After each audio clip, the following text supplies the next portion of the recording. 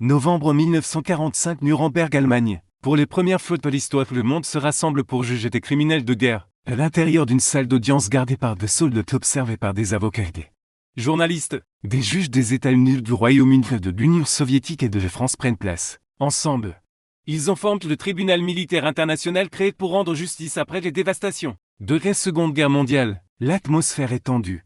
Devant siègent les plus hauts dirigeants survivants de l'Allemagne nazie. Accusés de crimes de guerre, crimes contre le paix, crimes contre l'humanité. À travers le monde, des millions de personnes suivent chaque détail. Attendant les vérités et les responsabilisations, une figure retient particulièrement d'attention. Autrefois parmi les plus proches alliés d'Hitler, il a contribué à forger l'État policier nazi. A supervisé le pillage économique à travers l'Europe, occupe et joue un rôle central dans la persécution des Juifs. Maintenant déchu de son pouvoir mais toujours provocateur, il représente le cercle intime du Troisième Reich devant le tribunal de son nom Hermann Göring. Hermann Wilhelm Göring est né le 12 janvier 1893 dans la ville de Rosenheim. Alors parti de l'Empire allemand, son père Heinrich Ernst Göring a servi comme gouverneur colonial de l'Afrique du Sud-Ouest allemande qui est aujourd'hui la Namibie. Sa mère Franziska Tiefenbach était le deuxième épouse de Heinrich et venait d'origine modeste. Göring a grandi dans un foyer qui valorisait les traditions militaires et les fiertés nationales enfant.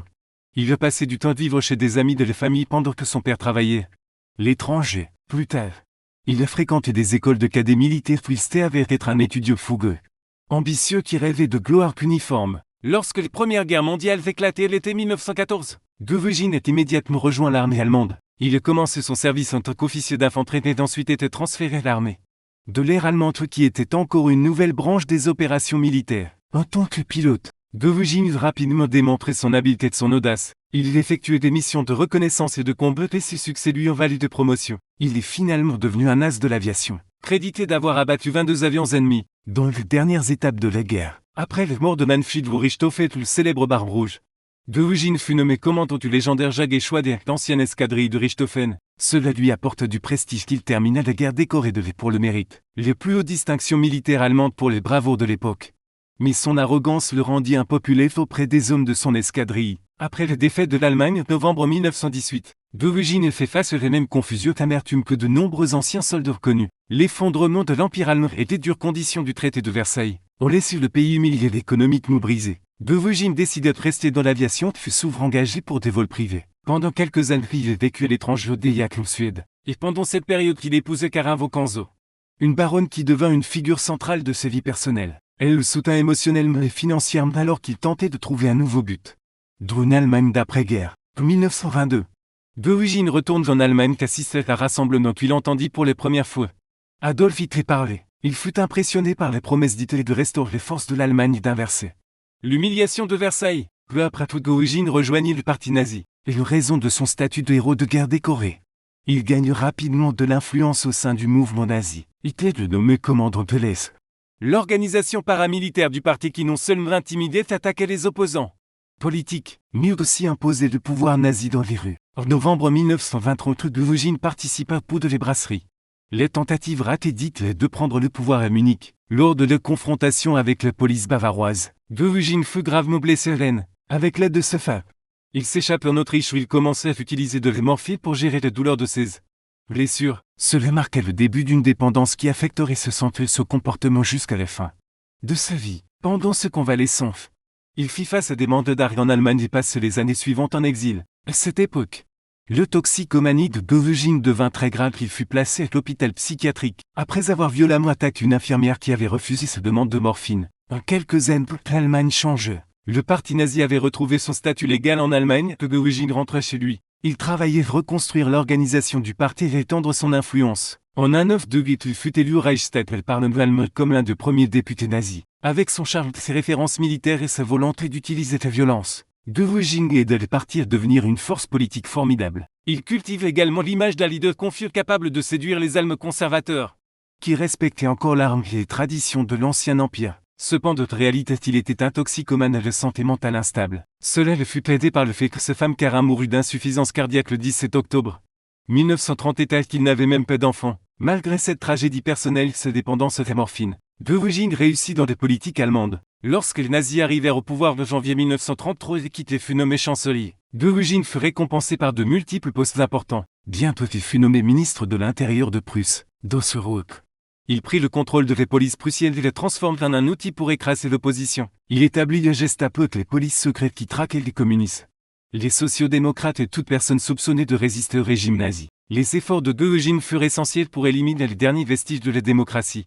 Paramilitaire en Allemagne, il assurait le contrôle total d'Hitler sur le pays. Goering joue également un rôle clé dans les nuits de longs couteaux. Les purges de 1934 au cours de laquelle Hitler ordonnait l'élimination des chefs de l'SS et d'autres rivaux politiques. Utilisons entre autres le fait que certains des chefs de l'SS étaient homosexuels. Bien que l'SS ait effectué la plupart des meurtres, Goering apporte son soutien et sa justification des purges. Il les présente comme une mesure nécessaire pour protéger l'Allemagne de la trahison des troubles révolutionnaires. Les nuits des beaux couteaux cimentaient l'alliance entre Hitler et l'SS sous un riche rime, et le commandement de l'armée qui craignait les ambitions radicales du commandement de l'SS. Au cours des années suivantes, Goering accumule encore plus de pouvoir. Il fut nommé commandant-chef de la Luftwaffe, l'armée de l'air allemande en 1935. Sous sa direction, la Luftwaffe se développait rapidement, défiant les restrictions imposées à l'Allemagne par le traité de Versailles. Goering supervisait le développement de nouveaux types d'avions, de programmes d'entraînement et de tactiques qui seraient utilisés dans la guerre à venir. Il était très fier de la Luftwaffe, la considère comme un symbole du renouveau de l'Allemagne et de ses réussites personnelles. En 1935, Goering se mariait pour la deuxième fois. Il épousa l'actrice Amy Sohan lors d'un immense mariage qui fut une célébration non seulement de son second mariage, mais aussi de la puissance militaire croissante de l'Allemagne nazie. Des avions de chasse allemands survolaient le ciel pendant la cérémonie. Hitler était le témoin de Goering. Le mariage produisit un enfant avec une fille et de 1938. Goering s'implique également dans l'économie allemande et les politiques de réarmement. Hitler lui donne une autorité étendue sur les planifications économiques pour préparer l'Allemagne à la guerre. Goering orientait les ressources vers la production d'armements et le stockage de matières premières. Pour financer ses efforts, il soutint des politiques qui incluent l'exploitation économique et le vol de biens aux Juifs et d'autres groupes persécutés. Son style de vie pendant les périodes de l'Allemagne nazie était somptueux et ostentatoire. Goering collectionnait des œuvres d'art volées, généralement prises de force à leurs propriétaires juifs, et construisit un grand domaine appelé Kaginroll, qui était situé au nord de Berlin. Nommé d'après sa première femme, il portait des uniformes, élabore sornes et de médailles. Il aimait être photographié dans des poses dramatiques. Son appétit pour l'indulgence personnelle était célèbre, et il appréciait les attributs de richesse et du pouvoir autant qu'il savourait l'influence politique. Il pouvait se le permettre grâce à son emprise sur l'industrie lourde allemande, gardant une fortune colossale qui l'eût placé parmi les hommes les plus riches du monde. Alors que l'Allemagne se dirigeait vers la guerre, Goering est resté d'un des plus proches confidents d'Hitler. Il a joué un rôle de premier plan dans la réoccupation de la Rhénanie, l'annexion de l'Autriche en mars 1938, et le démembrement de la Tchécoslovaquie en mars 1939. Lorsque l'Allemagne envahit la Pologne le 1er septembre 1939 et a déclenché la Seconde Guerre mondiale, le Luftwaffe de Goering a déchaîné des bombardements aériens qui ont terrorisé les populations civiles et détruit les infrastructures. Ces tactiques de terreur ont ensuite été utilisées contre les villes d'autres pays attaqués par l'Allemagne nazie. Pendant les batailles d'Angleterre en 1940, Goering et personnellement promis éviter que le Luftwaffe vint très rapidement la Royal Air Force. Il forcerait la Grande-Bretagne à négocier la paix. Cependant, la campagne aérienne échouait. Malgré des succès initiaux, les bombardiers allemands n'ont pas pu obtenir la supériorité aérienne et la résistance britannique s'était avérée plus forte que Goering ne l'avait anticipé. La défaite de la Luftwaffe fut un premier revers majeur pour l'Allemagne. Il a terni la réputation de Goering en tant que stratège militaire même ainsi. Il conservait le faveur d'Hitler qui a continué à étendre son influence. En 1948, après l'invasion de l'Union soviétique, Goering a pris charge l'exploitation économique des territoires occupés. Il a été profondément impliqué dans le pillage des ressources, le travail forcé de millions de personnels politiques qui ont soutenu le génocide des Juifs européens.